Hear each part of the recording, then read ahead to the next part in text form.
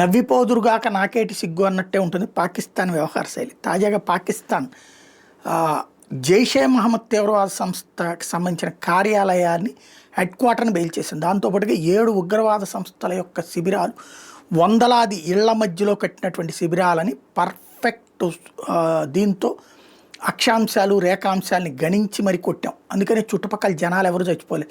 జనాలు చచ్చిపోయి అంటే సాధారణ ప్రజల్ని చంపేసింది భారతదేశం అని పడి ప్రపంచం అంతా రచ్చ చేసి ఉండేది పాకిస్తాన్. చచ్చింది తీవ్రవాదులు, ధ్వంసమయ్యింది తీవ్రవాద స్థావరాలు కాబట్టి మూసుకు కూర్చున్నది.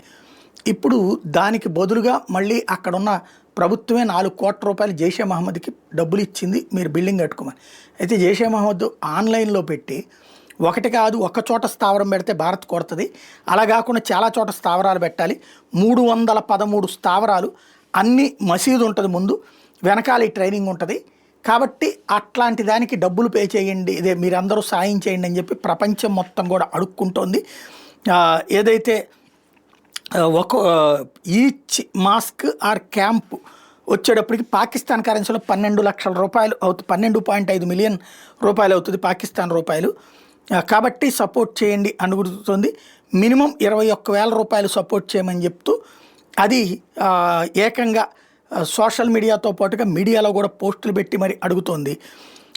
ఇప్పటిదాకా 152 మాస్కులు ఆర్ క్యాంపులకి సంబంధించినటువంటి డబ్బులు వచ్చినాయి అని చెప్తోంది.